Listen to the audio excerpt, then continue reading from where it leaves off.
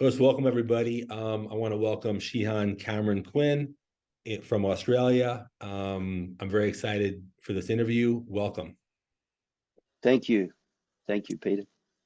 So, Do I call you Dr. Peter or Peter? Pete is fine. Yeah, Pete is fine. People call me Dr. Pete. They call me Pete. It's all good.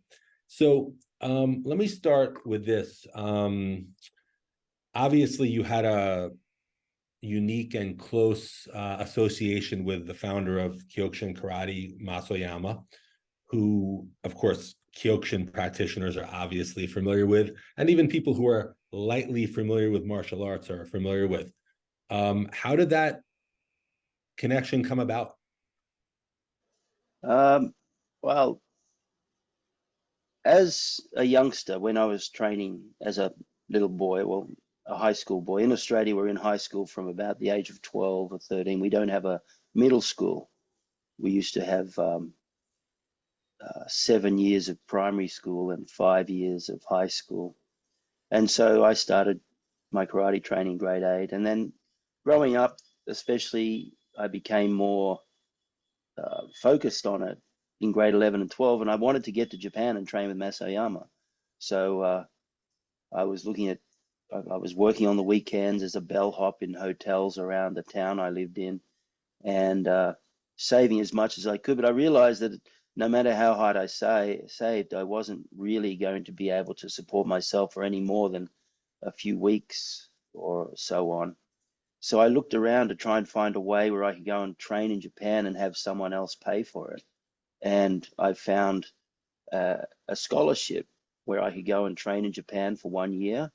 I'd have my accommodation and food provided, and all I had to cover was things like training costs and extra food and things like that.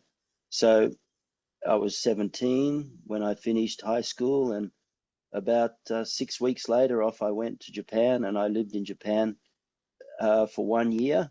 I didn't train with Oyama at the Hombu for that entire year because I wasn't really close enough to it. But I was able to go on long weekends and school holidays, and sometimes I even took time off work. I remember in the 8th All Japan Championship, which was 1976. Soshu, Shigeru Oyama, Yasuko Oyama, Miyuki Miura, Bobby Lowe, Ashihara Hideyuki, Jacques Sandolescu from New York, um, Luke Hollander, Antonio Pinheiro, um, a lot of really important people were coming. And so Oyama approached me during training one day and said, would I mind doing the interpreting for him? Because he had all these people coming. And of course, I jumped at the opportunity. And so times like that, I would take time off work, off school. I was pretty liberal with my approach to school anyway. I mean, clearly I wasn't going to Japan to go to school. I was going to Japan to train with Oyama. So anyway, that's how it happened. I got this scholarship. I went and lived in Japan for a year, and I did a couple of interpreting jobs for Oyama. And then that's where it all started. So it really is a case of being in the right place at the right time. So you initially got there in 1976?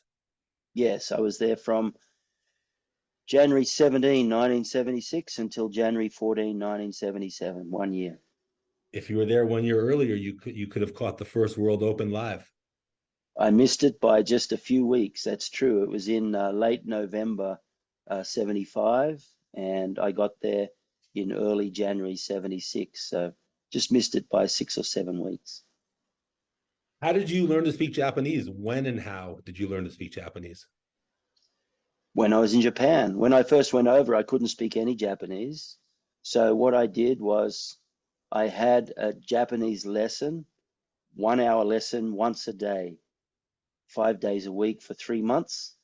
And I would use that. And I also had a series of books that I would study from.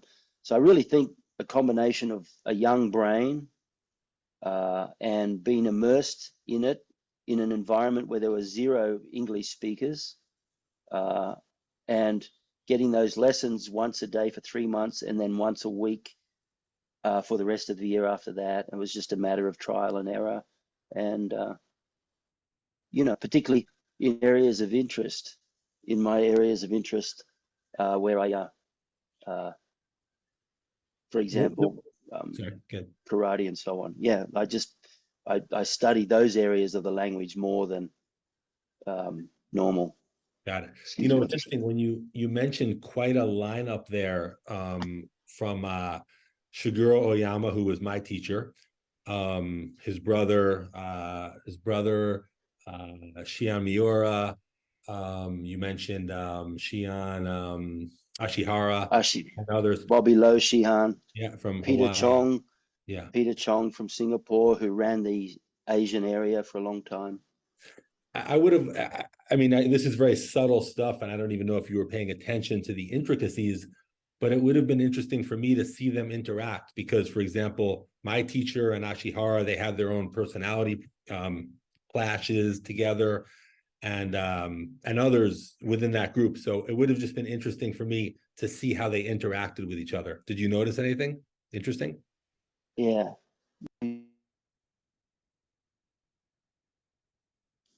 I'm getting over a bit of a cold. No problem. Yes, you did.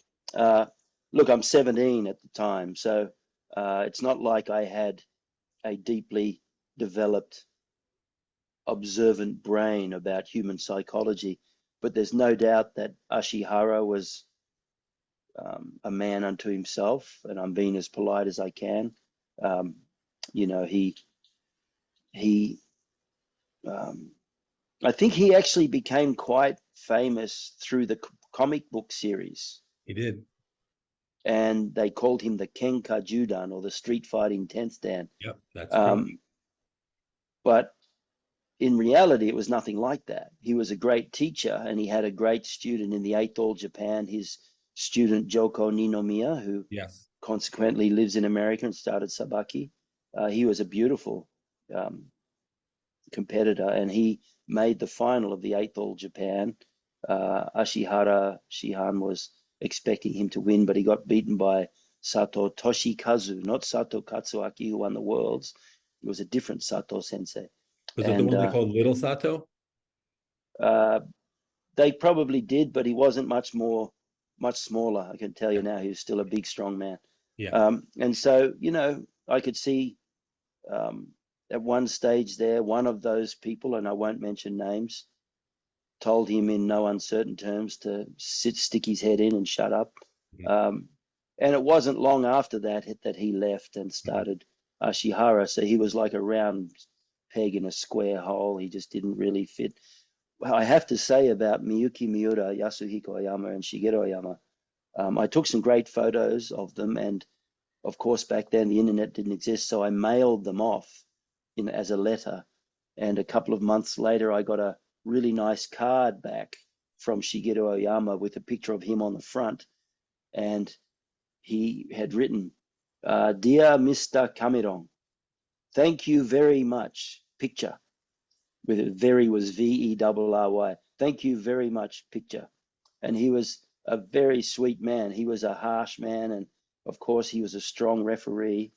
And Yasuhiko, of course, he's just like the court jester. He's constantly making everyone laugh and happy. And Miyuki Miura was I think, very quiet, very humble. And I was actually sitting at the dinner table surrounded by these people, amazed at who they were.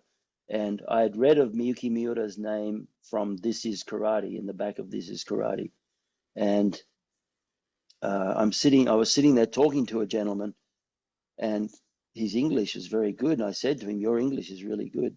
And he said, "Yeah, I live in America." I said, "Oh, my name's Cameron. What's yours?" He said, "It's Miyuki Miura." And of course, I nearly fell over. He'd been speaking to me with no expectation, no attitude. He was just a really nice man, and to me, that was always, Solsai always said that if he wanted to produce fighters, champions, there's no point in them being strong without any sense of humanity.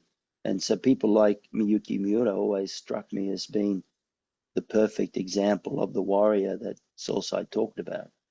Yeah, he actually, of course, like I said, my teacher was Shigeru Oyama, but I fought in many tournaments around the country, the US, and the world with the three of them, the three that you mentioned, because they were all there, of course. And Shihan Miura was always very nice to me for some reason. I don't know why, maybe just because he was a nice guy, like you said. But I remember one time I had a fight and I lost to a world champ, one of the best Kyokushin fighters in the world at the time. I lost a decision. I wasn't really that upset, but I don't know, I wasn't celebrating because I did lose. And Mm. the tournament was over and we are all showered and changed. And Shihan Miura said to me, "You did a great job." He made me feel really good. So I always remembered that. So anyway, um, Yeah. what um what was it? How much did you get to train with Masoyama, like in his dojo, with him teaching class? The first year, I'd say 90% of the time, my teacher was Hiroshige Shihan. Hiroshige Shihan was the trainer of Yamaki, Kazumi, Midori, all those top fighters who dominated the All Japan for a long, long time. Uh, and he was a brown belt at Hombu then. And he was an Uchideshi. He was a little older as an Uchideshi. Um, so he had that respect in Japan. There's a very strict hierarchy with age as well as rank. So he was actually a little older than all the other Uchideshi. So he was respected by Sosai. He had a little more freedom than the other Uchideshi. And he was my main instructor. And I think in that first year, I could literally count the number of times I trained with Sosai on one hand, hardly at all. And then in 79, I went back for 3 months or 4 months, can't remember. But at that time, I was allowed to join in what they call the big man's class. The big man's class was over 80 kilograms. Isn't it funny what they class 80? What's that? It's like 175 pounds. That's a Like big man in their Japan's. language. Yeah. And Salsa would take that class once a week. And then on occasion, I was even allowed to join in the Uchideshi training once a week. And then in 84, I went back at the time of the 83, the third world tournament. And then I stayed as an Uchideshi for 3 months. And at that time, I trained with Sosai at least once, if not twice a week. What was unique? What was unique? If you think about a guy who started an organization to this day has millions and millions of practitioners. Not only obviously was he a great leader, obviously his fighting was legit, but what about him, about his aura, or however you want to say it, was so powerful that it inspired so many people, asking you, who was right next to him. I remember the first time I was called up to his office. I'd been training at Hombu for a few months, and he called me up to his office, and the secretary, whose name was Christine Wilby, she was a New Zealand girl. She said, just go up to the office, bow, and stand at the door till he calls you. So I went up the office, and I bowed, and I was, and he looked up, and I've heard stories about the power of his gaze, and I'd heard stories about um, the power of some people's gaze. But this is the first time I'd legitimately experienced someone who could actually reduce you with the power of with the energy in their gaze. And I remember I pushed my elbow out to steady myself on the frame of the door. And then what he did was he smiled and the energy reversed and he actually filled me up again with energy. And I remember thinking this was the most surreal thing I'd ever seen in my life. And then many years later, he introduced me to a very nice man named Takeda Shokan, who was he ran an organization called Kambukai. It was a Shitori organization, and his students competed in the first and second All Japan and did very well. They were very high quality students. And there was a bit of a problem in one of them. And when Solsai introduced me to the man, he said, Cameron, he used to call me used to call me Gameron, Gameron, Gameron. He said, I've been challenged in the newspaper, challenged in magazines, on the telephone, on TV, on the radio, but only one man ever walked up to me face to face and said, you and me right now. And that's this man, Takeda. And Takeda Sensei's going, oh, please, no, don't remind me of the rash behavior of a foolish young man. Well, many years later, Takeda Sensei was on the Gold Coast and he called me up and said, can we go to dinner? So I went to dinner with Takeda Sensei and we were talking. He's very, very deep thinking martial artist, a real martial artist. And I said to him, when you challenged Solsai, what chance did you give yourself?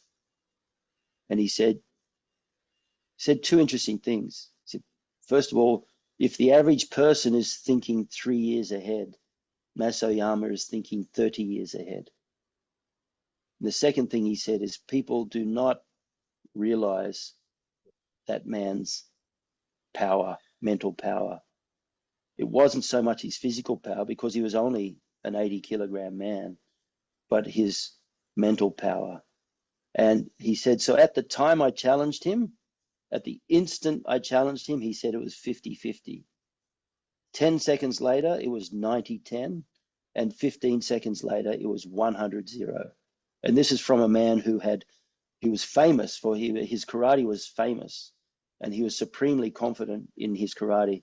And even with that, he said in 15 seconds, Oyama controlled the situation so perfectly that within 15 seconds, he knew that all chances he had were over. Very interesting. By the way, you mentioned that you were there in 1979. Am I correct? You did. Yes. Did you attend the Second World Open live? Yes, I did. Okay. I helped interpret that as well. I was never the only interpreter.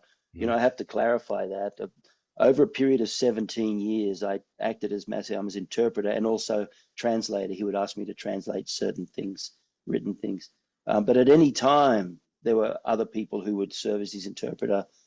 David Bunt from New York. Everyone called him Banto Sensei. He was an English teacher in Japan. When he was in Japan, he also served from time to time as Solsai's translator. So, you know, that was something which was a real privilege, but I wasn't always the only one. Do you have any insight, or at least any insight that you want to talk about what really happened in the semifinals of the Second World Open with Willie Williams, who, by the way, I sparred with hundreds of times. So I knew him quite well. He was an amazing man, I have no doubt. And of course, I would never be so bold as to call him a friend, but of course, during the process of the Second World Tournament, I met him, and more than once I was asked as an interpreter to give my opinion on what happened. And it was still an early time where Japan couldn't wrap their head around losing. And it appeared to me that he had been told, probably by Shigeru Oyama, that no matter what happened, he'd probably lose. You know, he'd have to literally knock them out. And even if he knocked them out, they'd find a way to, you know, turn it round by saying, well, no, you pushed or you grabbed or who knows. So it was still at a time when not just Oyama, but every Japanese referee and person involved, you might remember that of the four corner judges, there were always at least two Japanese. So it was always very difficult to get a decision. And I mean, as a result of that, I always taught the students that if you want to get a draw, you have to get a wazari. If you want to get a decision, you have to get a knockout. It's the only way you can win in Japan. And so he had, I think at some stage, been told, no matter what happens, he's not going to win. So, and Sanpei was his next opponent. So he just like spat the dummy. Fair enough, you know, good on him. I think it was one of those moments in Kyokushin history that people they just forget about. And consequently, you know, third world tournament was quite a threat for the foreigners, and then the fourth world tournament came along, and Andy Hug made the final. I had my money on Ademir da Costa, but his quarterfinal against Michel Weidel was one of the greatest fights in history. In fact, I did a 1.5 meter by 3/4 meter oil painting of that and gave it to Ademir da Costa as a gift. I was so moved by that fight. And of course, after going, I think, 5 extensions with the great Michel Weidel, when he faced Andy in the next round, his legs were yeah. Yeah, I'm quite familiar with that whole tournament, and it was a great tournament. Speaking of the Japanese judging, I think if we look at the evolution of it, first of all, you have the first World Open in 1975, where Masoyama said, from what I understand, if a Japanese fighter doesn't take, I think it was like first, second, and third place, or I forgot, that he's going to kill himself. So already the judges are under pressure. And then as it evolved, even in the fourth World Open, I think Michael Thompson had a terrible decision against him. Do you think that the Japanese judges are just like, yeah, of course we're unfair, but too bad, this is how it is. If you don't want to fight, don't fight? Or do you think they actually think, no, we're being fair? They've fooled themselves into actually think that they are fair? I think you're spot on there, Pete. I think there's a bit of both. I think some of them are actually, they're honest in their opinion, and they're a little bit biased, but they don't even realize their own bias. You know, they're in their head, no one knows karate like the Japanese. And so they would be judging and refereeing with one hand over one eye. They wouldn't even see things. That decision with Matsui Michael Thompson, I was watching. I was in the fourth world tournament, so I was watching pretty close. And I think the first round, the Honsen, the main round, was legitimately a draw. I think the first extension, Michael Thompson won hands down. Exactly, but they made him keep fighting. Of course, he got KO'd. Yeah, and then there's no doubt that he got beaten in the end. But I think you're right, and I think this is one of the things that the Japanese work on, is they know that Japanese, that they have that that never give up fighting spirit, that what they call in Japanese akedame nai kimochi. They would never give up. And so their theory is, well, then if it's, you know, if it's even close to a draw, we'll give a draw, and the Japanese will keep fighting and keep fighting. Whereas most Westerners, generally speaking, would train for one round or train for the knockout or the wazari. The Japanese would train with the potential of going for round after round after round. And also Michael Thompson in the fifth World Open had another bad decision. He lost some decision, but it was pretty ridiculous. I always kind of felt bad for Michael Thompson. He couldn't catch a break, as great a fighter as he was. But of course, he like many others in around 1991 moved over to Seido Kaikan. I don't think it was that early. I don't know. I think I recall. You're right. Maybe it was 92. Yeah, I think in 92 was when. Right. He was 92. Steve Arneal left Kyokushin, and Michael Thompson went with him, of course. You know, look, these decisions about breaking up, it's all part of history now. I'm deeply respectful of Michael Thompson, and his fighting style had a very strong influence on my own teaching and my own students. If you ever watch Gary O'Neill, I was about to say, look, Gary O'Neill had to have modeled himself to a degree after that. It's obvious. Yeah, he was only a little boy. He was really in 91, around the time of the fifth world tournament. He was only 15 or 16 years old, but he had started to train with me at 13.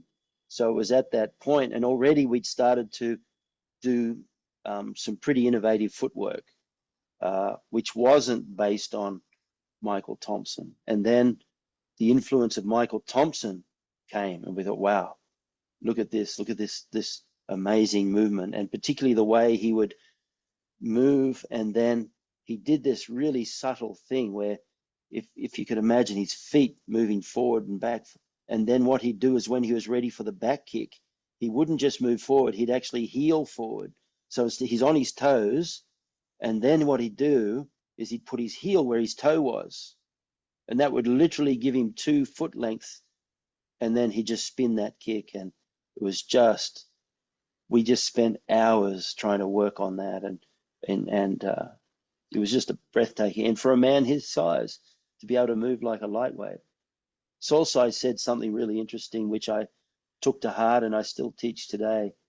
He said, a lightweight should train and fight like a heavyweight, and a heavyweight should train and fight like a lightweight.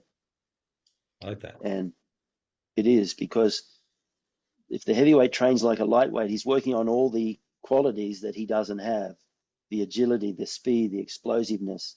Whereas a lightweight, if he trains like a heavyweight, he's working on the qualities he doesn't have. He doesn't have that horsepower, that weight behind the punch, that strong base, and so on. So it's one of the things that we did with our fighters. So I had 2 main fighters in the early days. Wally Schnaubelt was a heavyweight. He did very well. He won the board-breaking award in the 6 World Tournament, made the final 16 multiple times. He fought everywhere. He became a politician. And yes, he's now a politician in his home country. And Gary was a lightweight, and they spent a lot of time training. They were first 2 Uchideshi. And so Gary used to train with Wally, and he would train like Wally, and then Wally would train like Gary. So Wally was amazingly quick for a big man. So anyway, that was a side.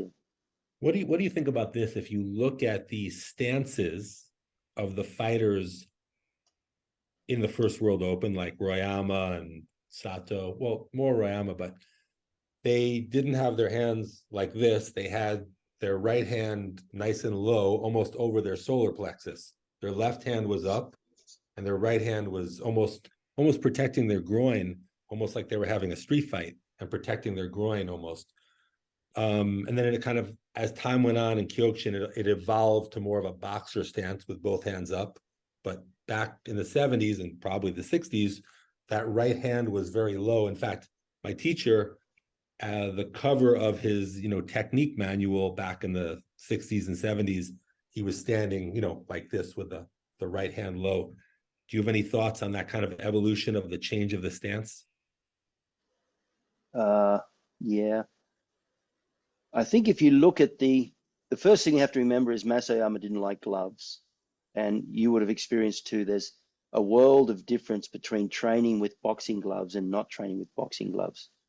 And so if you look at these stances of the old bare fist boxers back in the early 1900s or even late 1800s, they resembled more karate fighters because they didn't have the leisure of a glove where if you threw a punch, that 12 ounce and my 12 ounce meant 24 ounces of padding, so you could just cover.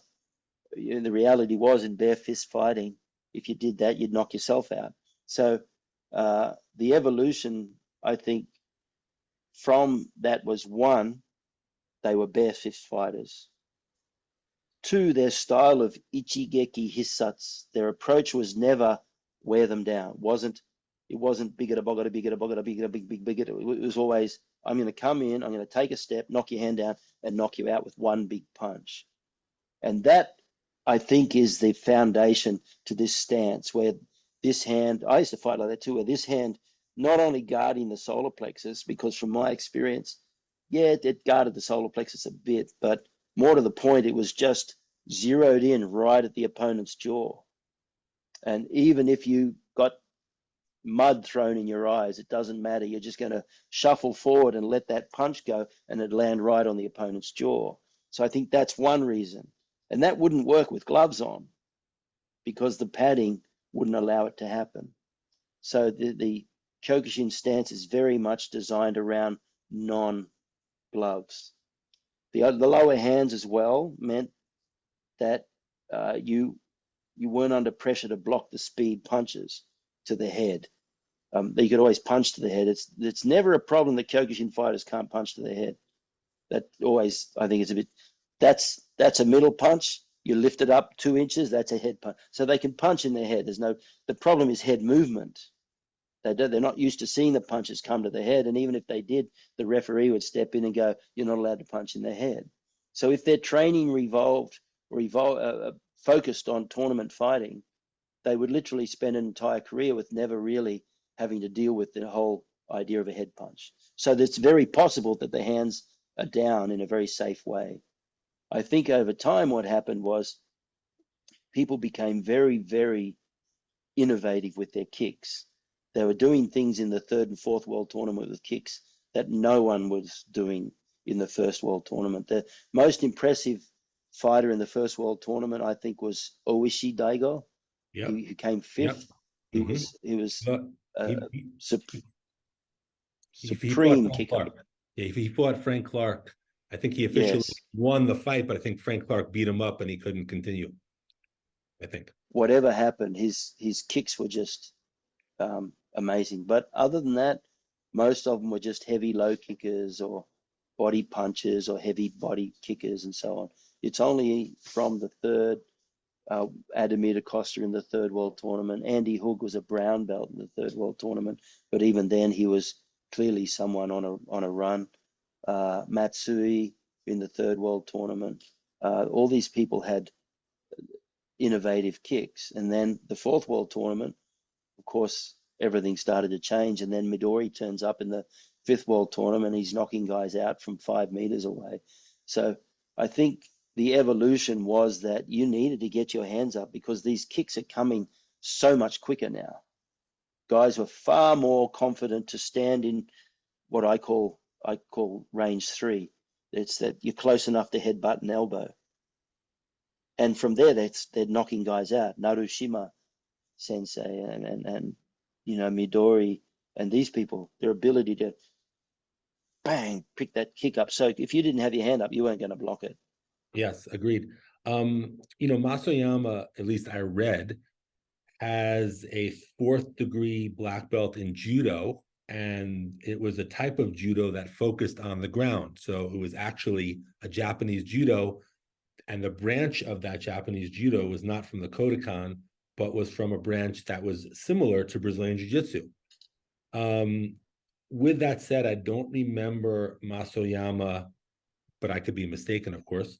I don't remember him teaching much about ground techniques or the possibility of landing on the ground or the benefit of knowing how to fight on the ground. Meanwhile, he was a 4th degree ground fighter. So do you have any insight to his thoughts on or teachings about fighting on the ground, if any? I could talk for 5 hours on this, but first thing is, if you read This Is Karate, he devoted a whole chapter to groundwork. Chapter 15 is called Lying Down Techniques. Now, you've got to remember that Richard Gage, who was the interpreter, had no precedent. So he had to come up with words. So we know newaza, we know it now, we call it groundwork. But the word groundwork didn't exist when he interpreted it. So neru, the verb means to lie down. So he translated newaza as lying down techniques. Masoyama wrote a whole chapter about it. And in that chapter, he says, neglect groundwork at your own peril. He said, if you get taken down by a wrestler or a judo player and you don't know what to do, you're in big trouble. Now, in about 1951 or 52, there was actually going to be a fight between Lou Thez, the world professional wrestling champion, and Rocky Marciano, the world heavyweight boxing champion. And they were talking about this fight and who would win. And if you look at Sports Illustrated in about I can't remember I tried to get a copy of it, I couldn't. About 1952, they interviewed a number of fighters. And of course, all the boxers were saying Rocky Marciano is going to knock him out. Masoyama was fighting in Japan, in America, as part of a tag or two brothers called the Togo brothers. So he fought under the name of Mas Togo. And in this Sports Illustrated, Mas Togo gets interviewed. Now, he's someone that we recognize as a stand-up fighter. But in the interview, he says, Rocky Marciano's a great fighter and a real world champion, a great puncher. But I don't think he realizes the danger he's in if Lou Thesz gets hold of him. And I think if Lou Thesz gets hold of him and takes him to the ground, Rocky Marciano is not going to have any answers to it. Now, in that line, I remember I used to train for a period. My work took me to Los Angeles pretty well every couple of weeks, and I would spend days at a time training at a place called the Boxing Works, and later on at the R1 gym with a wrestling coach named Rico Chiapparelli, one of the Iowa Hawkeye greats. Yep. And at that time, there was Rico, Randy Couture, Dan Henderson, Frank Trigg, Vlad Matsienko. And at one of those occasions, Randy Couture was getting ready to fight James Toney, one of the great boxing knockout pros of all time. I was at that fight. I was there live. Okay, well, I'm in the gym before the fight. I didn't see the fight. And what they were doing was practicing low singles. Yep. And the difference between a single leg and a low single is the single leg takes the leg with the head on the body. A low single attacks below the knee. Mm-hmm. And James Toney was saying, this princess has never fought a hard puncher. I'm going to show him what it's like to actually fight a hard puncher. And literally, we were looking at that comment, and Rico is shaking his head going, why would we want to trade punches with a puncher? And I keep going off on tangents, but I remember another time I was sitting with Gene LaBelle, and Gene LaBelle said to me, how would you beat Mike Tyson? And I'm going, oh, yeah, good question. Not sure how. He said, tennis, badminton, beat him at anything you want, just don't try and beat him at boxing. And that's a really wise thing to say. And so Randy Couture, who was, world-class Greco-Roman wrestler, he had no intention of trading punches with James Toney. And if you saw the fight, he's in 20 seconds later, low single, takes him down, ended up, I think, on his back and finished the fight that way. And James Toney didn't get a single punch on him. I think he choked him from the mount, but you may be right. Right. Yeah, but either way, James Toney didn't get a punch on him. Yeah. So this is what I think we have to keep in mind too when you look at the evolution of Kyokushin fighting too. At the first world tournament, most of the non-Japanese had never seen a thigh kick. And so you had Oyama, Shihan just railing off thigh kicks at these poor people who'd never seen them before, because most of their fighting was non-contact karate, you see. Did Masoyama, to your knowledge, understand the Geidan Mashigiri before he discovered Thai boxers doing it, or did he learn about it from Thai boxing? I tend to think they learned it from that experience in 1964. Yeah. They also learned to kick with the shin in 1964. Before then, the Maeshigeri was with the Chusoku, and even into the body. And it's still very, very valuable to stab the ball of the foot and the toes into the body. It's a different type of kick, but that Muay Thai whipping style of the shin, I think they got from their experience training in Thailand, as well as the thigh kick. One interesting thing about that 1964 fight, of course, Kyokushin won two of the three fights by KO, and I think it was Kurosaki who was not going to fight and had not really trained, but he was the one who lost. But what's really interesting, well, Yasuhiko was meant to fight. He was, but then he couldn't make it eventually. Yes. But what's interesting about the Kurosaki loss, he got elbowed in the face and then he lost.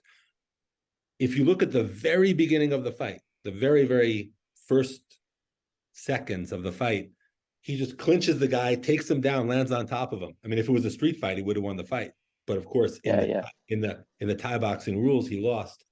And I thought that was a real testament to that old Kyokushin realistic street training, because he was against one of the, a top Thai boxer, just clinches him, takes him down. He had him at his mercy. Of course, the referee said, "What are you doing?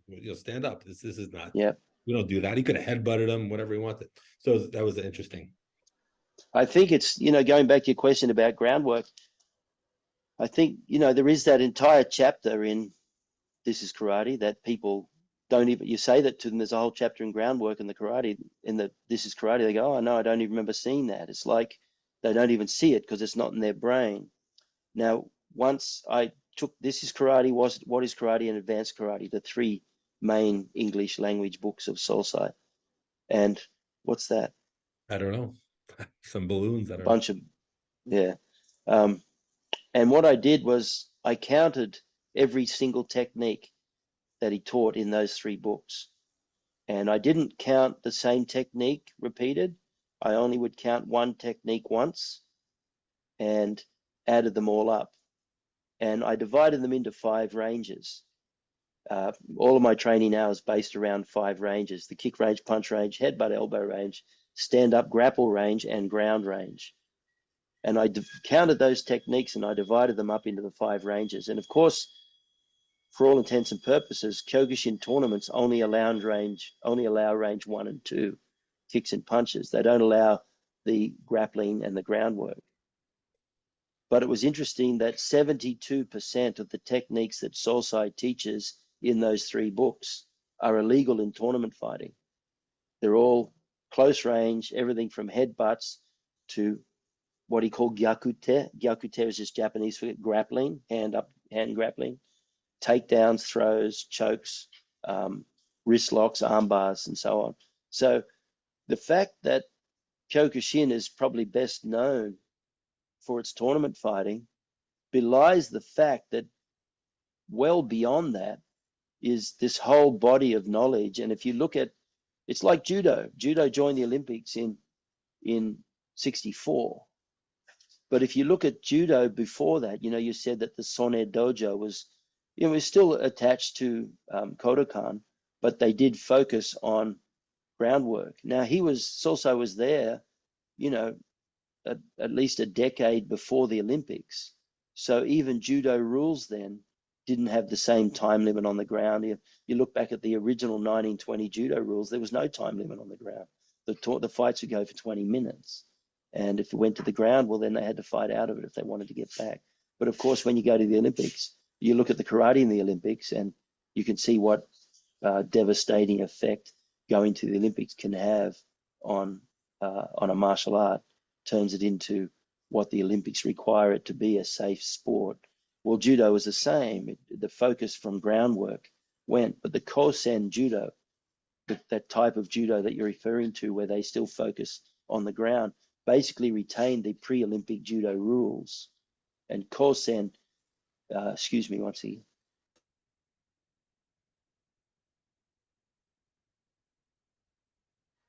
Sorry about it. I'm just getting over a bad cold. And Kosen is practiced today in many of the technical colleges and universities and high schools. That's what Kosen means. It means high school and technical colleges. The Ko refers to high school, the Sen refers to technical colleges. So it's still preserved in those areas. And it was very much a groundwork style of judo. And Sosai, being very close friends with Kimura Masahiko, the great judo player, they were good friends. He wanted to learn the skills that he was lacking. There's no doubt that his stand-up skills were good, so he was directed to go to this Sone Dojo where they specialized in the groundwork.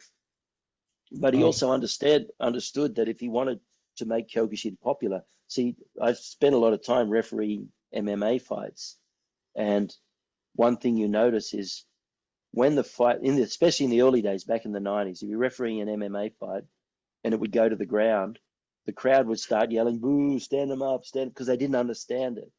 You can be watching it and one of the fighters will shift his elbow and cover his underhook, and you think, man, that guy just moved and it changed the whole complexion of the fight. But the non-experienced crowd don't see that. What they want is the knockout. So even in UFC, if someone gets a tap, it's happy, but if someone gets a knockout, the crowd goes wild.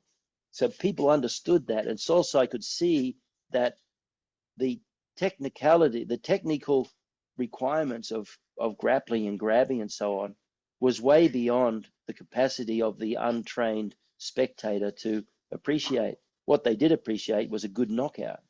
It's So that's interesting. why he stuck to those rules. It's interesting. When my teacher, Shigeru Oyama, the last few years of his life, I would see him when I could. I would take him out to dinner or things like that.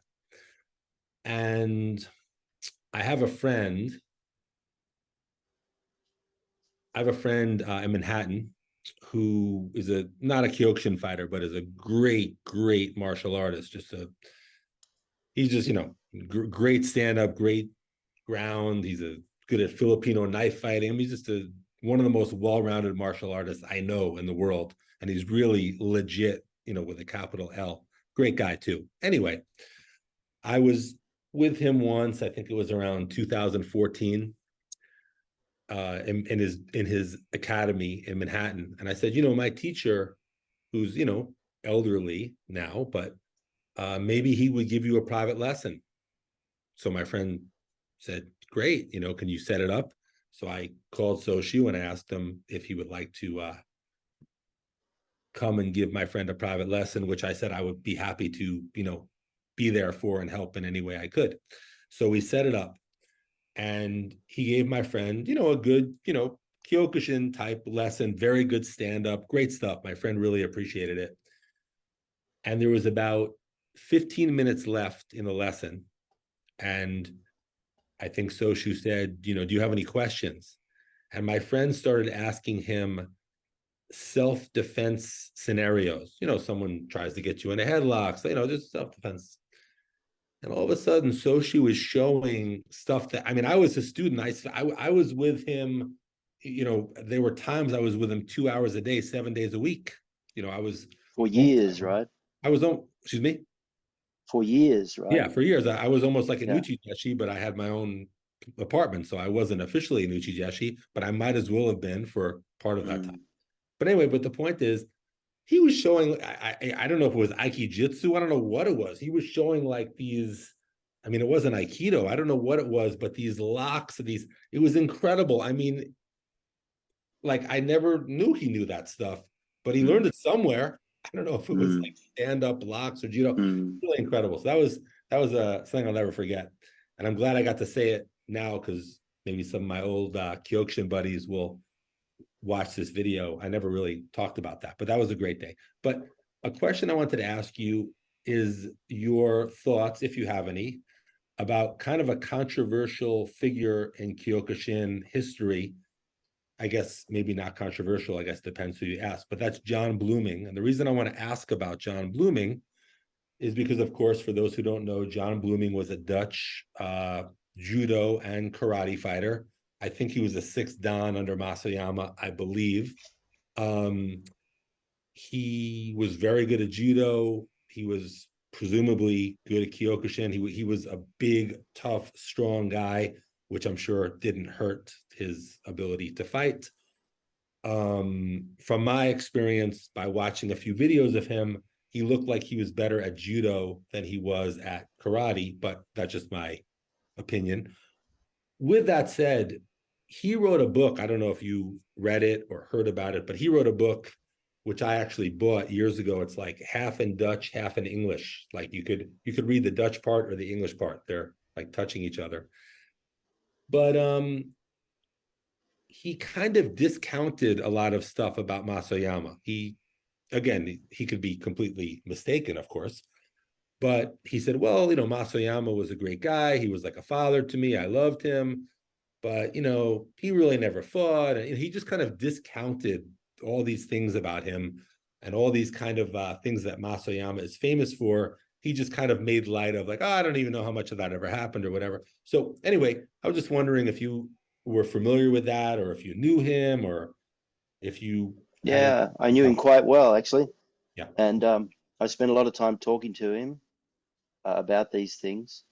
the interesting thing was whenever he said about Maso, it's almost like I think there was a little jealousy. I think he felt as though Masoyama was getting a lot more attention than he deserved. So he felt like, in Australia, we call it the tall poppy syndrome.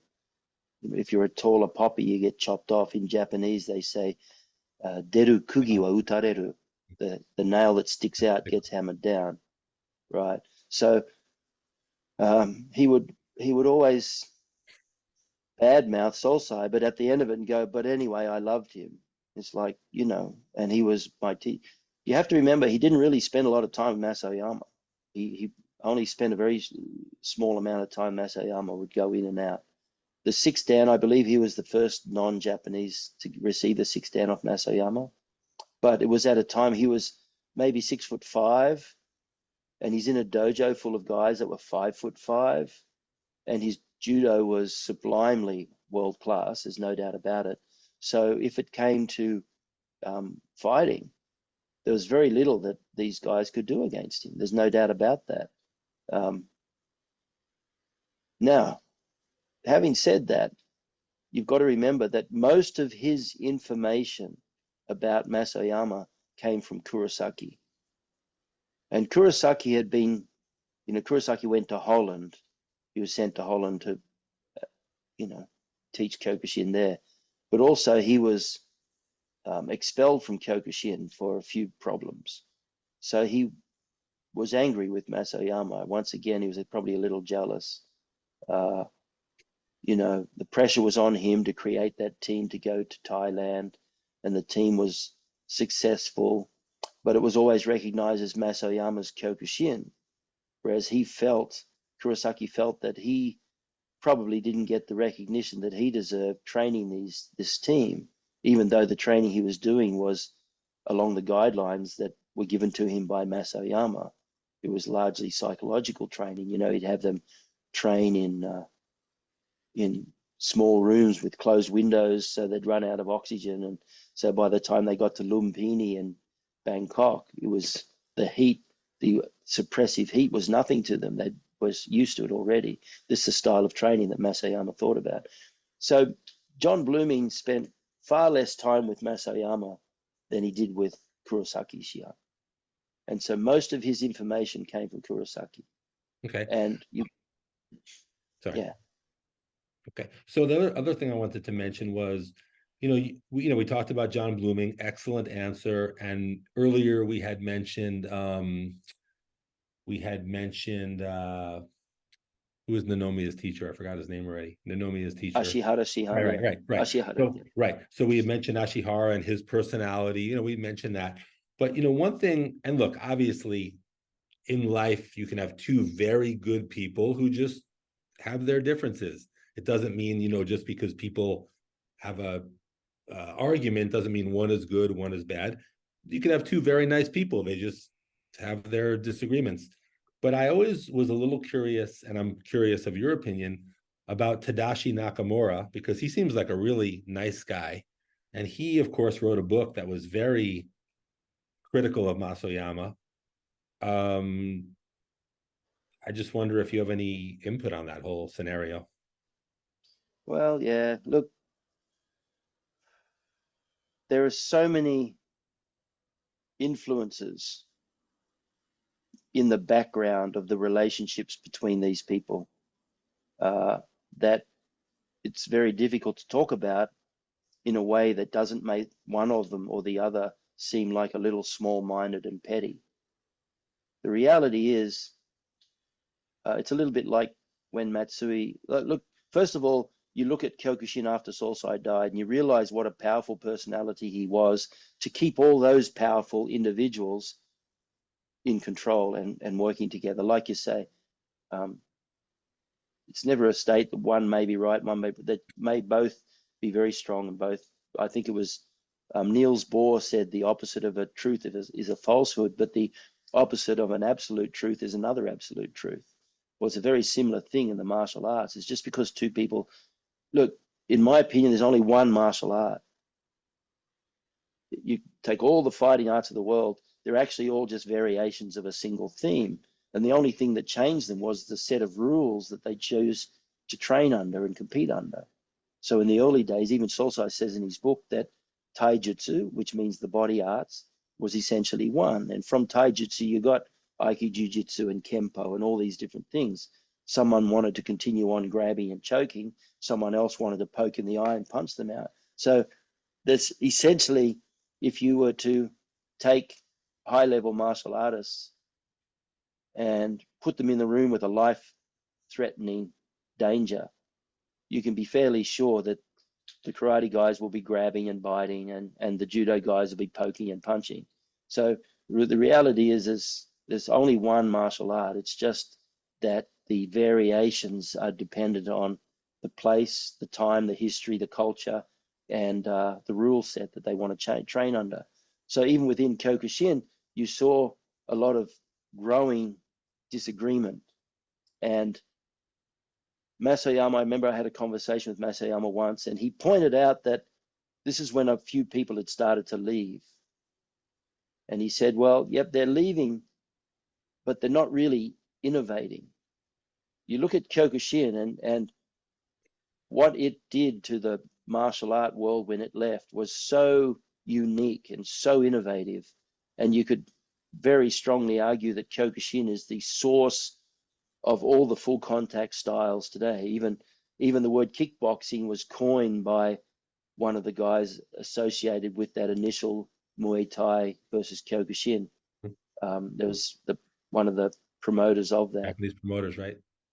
Yes, he coined the word kickboxing in relation to what the Kyokushin guys were doing. So within Kyokushin, you have so many people. Look at John Blooming, and I can understand his argument because I've been training in Brazilian Jiu-Jitsu for a long time, and I love Brazilian Jiu-Jitsu, and it has only added to my own understanding of Kyokushin. You know, certain things which just didn't necessarily make sense before, all of a sudden you're going, yeah, that's actually a really good little choke there, you know. So you can't train with your blinkers on.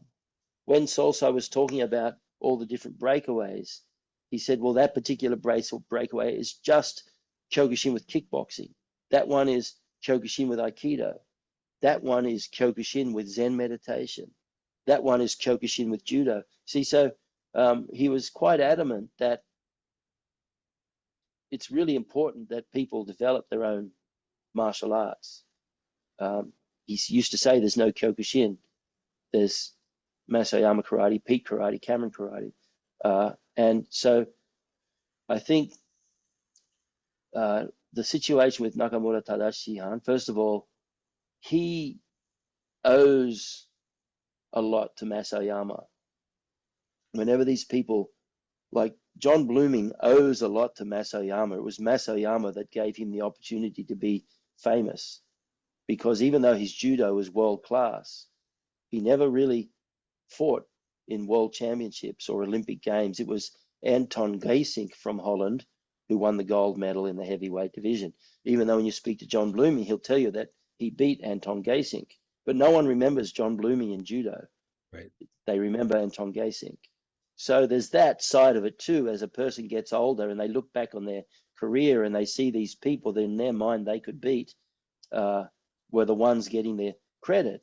Well, of course, who knows what they think and say over time. This is why so many people tend to try and subtly change their history, thinking that people are stupid, but they're not, you know. So with this situation with Nakamura Tadashi, look, I think definitely if you were to walk into his dojo, and I have no doubt you have, I have, and it's the nature and the energy and the personality of the dojo is cheese and chalk compared to Kyokushin. Now, perhaps he saw what happened to his own students in the first world tournament and felt that it was unfair, but because of the senpai kohai thing in Japan, all he could do was bow his head and zip the lip. But he'd been living in America, so Americans were saying to them, no, you know, you're your own man, you got to stand up and do your own thing. And there's that conflict of societal pressures. He was Japanese, but he was living in America, and this is why so many of them had trouble adjusting. You know, they turned to whatever to get through life. So I think there was that and he left soon after the first world tournament. In fact, when I was at Hombu in the January, his name, no, you weren't even allowed to say the name. Salso was so upset that he'd left because he really did see him as a son, you know. So you never know the whole story. Yeah. Okay. And Excellent answer. Just switching gears a little bit as we're getting close to wrapping up. When it comes to the spiritual aspects of Kyokushin, whether it's the Makso, the meditation, whether it's sitting in Seiza, whether it's, pushing yourself beyond the limits you thought you had, the many things, the many spiritual aspects the many spiritual aspects that are touched upon just by being a Kyokushin practitioner. What are your thoughts on spirituality in Kyokushin? well, when I was a child, we had church school on Wednesday afternoons. We had Sunday school. I grew up in a Protestant family, even though my father was Catholic originally. So we had a very strong Catholic influence. If you're Catholic, you have a very strong presence of religious education in your life from very early on. And then at some point, that tended to dissipate more. You know, you weren't allowed schools. We used to say prayers before school, and then that was stopped as cultures became more multicultural. You had a conflict of religious belief, and then you had the movement of atheists moving up, and so there was less and less religious education, for better or for worse. So what happened is people had to try and find ways to develop a value system and a belief system. Their core values were still important, but they weren't getting that core value education that they needed. So at some point, I think the martial arts stepped in, and the martial arts then became a way to educate people with a valid value system, core values, belief system, and so on, through the qualities of Japanese, fundamentally Buddhism and Shintoism and so on. There's no conflict, of course, in my opinion. I would regard myself as being quite religious, but I'm also quite liberally religious. I don't see any conflict between Hinduism, Buddhism, Judaism, Christianity, and so on, even Islam. So I think you have a world where there's a void, where people have increasingly become atheistic, but still they want to have the qualities that religion offers: inner peace, calmness, joy, and so on. And it's a very difficult thing to find those in a secular society without drawing upon religious principles and concepts. So this is why I think martial arts is very, very important in the world, even if they don't use religious terms or they don't refer to it as a religion. It's a pseudo religion in the sense that it teaches these spiritual qualities. It teaches you to be a warrior. Now, the American poet Walt Whitman is one of my favorite poets, and he wrote a poem called "As I Pondered in Silence." And fundamentally, that poem, he says that he describes a poet who was late at night, burning a candle, pondering upon his poems. And then a ghost came to him, and it was the ghost of all the poets of the past. And the ghost said to him, "What are you writing about?" He said, "Don't you know that all the poems of all the poets that ever lived are about one theme? And that's the theme of war and the making of warriors."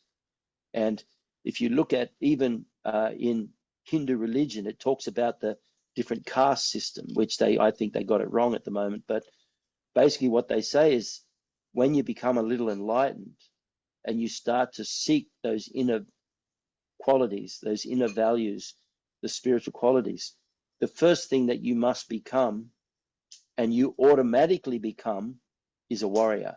Because when you are compelled to seek those answers that clarify the meaning of life, you then are on a path. You're fighting the battle of life, and you are seeking the answers as a warrior. So I think that notion of, even look at sport, you know, they don't go out there and say, have a good time. They go out there and they say, this is a war. You go out there and fight, and you give it all. And, you know, doesn't matter what sport it is, they're talking in terms of battle. Well, that's the perfect scenario for a martial art. And Mas Oyama was a deeply religiously inspired by his own teacher, Sonei Chu, who was very religious, very Buddhist. And so you read Mas Oyama's books, especially in the early days, where he talks about there is no value in becoming a fighter without balancing spiritual qualities. He used to say that strength without compassion is violence, but compassion without strength is impotence.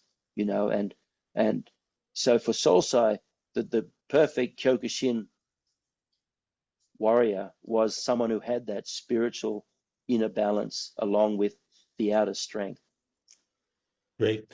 Hey, listen, awesome answer to wrap up an awesome interview. Thank you. I learned a lot. I loved it. And I believe that people, especially Kyokushin practitioners around the world who watch this, will really benefit and get some great insights. So thank you again. I appreciate it. Thanks, Pete. Appreciate you inviting me along.